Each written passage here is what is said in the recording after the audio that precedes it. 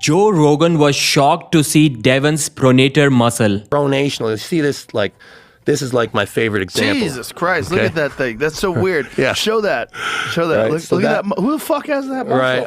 Arm wrestlers. That muscle's so weird. Yeah. Right, so that I don't even think I have that. Where is that? Yeah, it's right there. That's nuts.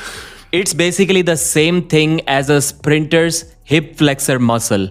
And that's what years of dedicated, specialized pronation work has done to Devon's arm, highly specifically trained muscle. Let's discuss some of the training specific highlights from the Joe Rogan Devon Larratt interview. Devon said that he's proud to be the first arm wrestler on Joe Rogan podcast, and Joe said that if he was going to invite an arm wrestler, it had to be the GOAT Devon Larratt.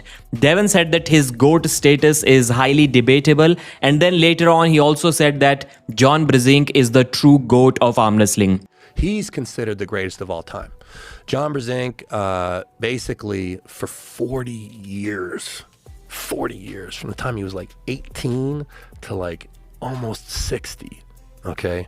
He went undefeated basically undefeated for like 25 years. Okay? Can we pull him up? John Brzenk. John Brzenk's the GOAT. Yeah. Joe was not only fascinated by Devon's pronator muscle, but he was also fascinated that Devon couldn't straighten his arms. And ironically, Devon was also fascinated a couple of decades ago when he saw that Crazy George cannot straighten his arms. That's what Devon literally wanted for himself. Devon calls the conditions of his elbows weaponized arthritis because it obviously helps him with his King's move. And it happened due to years and years of pressure that he has put on his elbow joint. He cannot straighten his arms now. The right is even worse than the left, and the right is stronger than the left. So maybe there is a correlation. Devon has had a couple of surgeries on his right elbow and one surgery on his left elbow.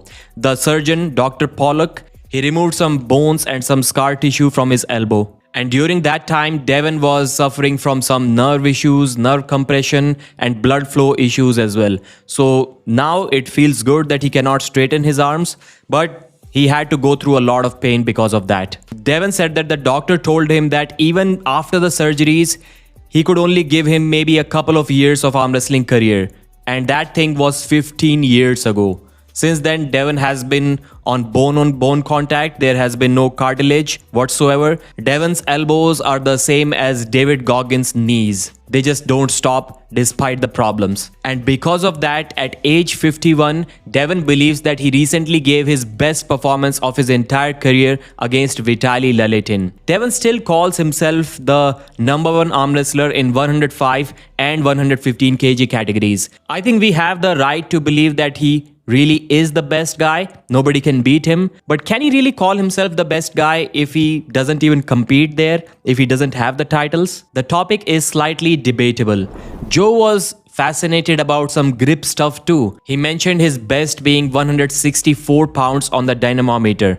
And his goal is to reach 200 pounds, but he simply cannot go beyond 164. He asked about Devon Larratt's grip strength too. And obviously Devon's grip as of today isn't great. I think Devon's grip is also definitely under 180 pounds as of now. Maybe it is close to Joe Rogan's 164. And I think it's a genetic thing too. I've seen some small guys get over 200 pounds quite easily, and I've seen a world's strongest man struggle to get 200 pounds. At one moment, Devon was saying that he used to close a Captains of Crush 3 for like 6-7 reps, which obviously isn't true. Either Devon forgot about it or he doesn't know how hard a COC 3 is to close. Maybe he was talking about a COC 2 because in the past I've seen Devon get pretty close to closing a 2.5. So I have no reason to believe that he couldn't close the 2.5 when he was like 30 years old. But that surely doesn't mean that he closed the 3, and that too multiple times. I'm telling you. Look at the size of this guy. Yeah, he's like 6'9". Like he's about 3. Yeah. That is so crazy. Yeah. 154 kilograms is so bananas. Yeah. That's so strong. You can only do 70. That doesn't make any sense. When I was younger, I could do like 8 or 9 reps of the number 3 Captains of Crush. And it was kind of funny that Devon always makes fun of people telling him to train his overall body, telling him to train his grip strength.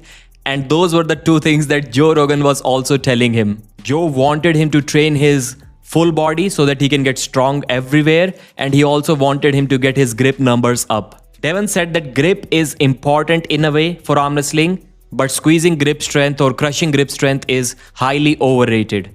Arm wrestling is about making your opponent hold on to you and not you holding on to your opponent. I guess this is true for top rollers, but is it true for hookers who are trying to literally stop a top roller from running away with the pressure of their fingers? I'm not really sure about that. And not everyone in this world is a hooker. But I really liked it when Devon told Joe that when he's talking about improving his grip strength, climbing a wall. But Devon wants him to be the wall that someone is trying to climb, and it is nearly impossible to climb. Devon said arm wrestling is about rising and not gripping. You want your opponent to hold on to you. You want to attack their fingers. You want your hand to be in a controlling position. You want to have some technical leverage.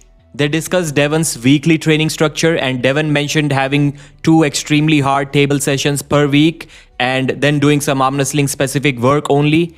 On the remaining days, he's doing just some high rep blood flow workout, nothing serious. He's literally doing hundreds of reps with what he calls nothing weight, like 20-30 pounds. And he's doing that to focus on his tendon health, some blood circulation and recovery, because tendons only heal and get strong with movement. Even though Devon made his pronation lift really famous, he used to do a lot of singles a couple of years ago. He got the world to do that pronation lift.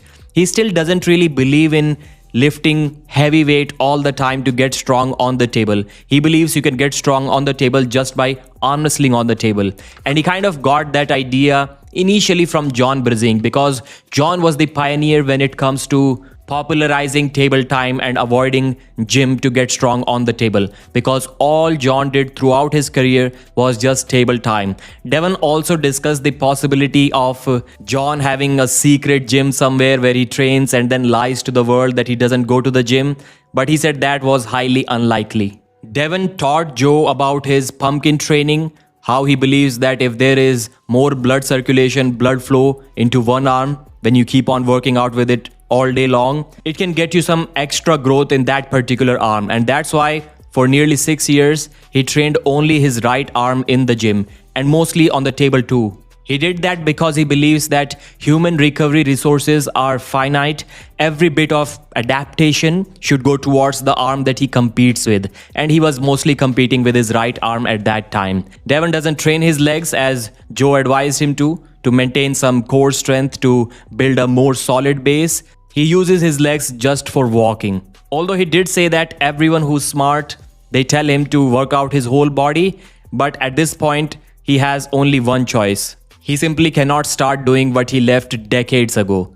We're talking about full body training here. There were a few moments that I didn't really like in this interview. For example, the reference of Juji Mufu, where Devon was telling Joe that one meeting with Juji completely changed his mindset about training. Joe had to literally ask him 3 times what it means. How did Juji Mufu change Devon's mindset? And yet Devon was not able to explain that. I watched that a couple of times, and I don't know what Juji did to change Devon's mind. He said that the training session with Juji turned out to be a turning point in his life. He realized that heavy lifting was hurting his performance. He reduced heavy gym work. He prioritized table-specific training. He started doing some two-hands work. I mean, he did say a lot of things, but what exactly happened there? That is something that Devon was not able to explain, or maybe I and Joe Rogan were not able to understand that. I would have liked this interview to be a little bit more over the top. That's what the new fans and also Joe would have enjoyed more. There were some moments where Devon was talking as if he doesn't want Joe to understand what he is saying. The terminology that he was using, it was almost as if he considers Joe Rogan an arm wrestler, which he clearly wasn't. He mentioned at the beginning of the interview that he doesn't know much about arm wrestling. He only follows Devon. But still, this interview is getting more views than probably the last 50 or something interviews on the Joe Rogan podcast. It is amazing that the world is seeing the fan base behind an arm wrestler, the fan base behind arm wrestling. That's it for this video. Thanks for watching. Like the video. I'll see you again.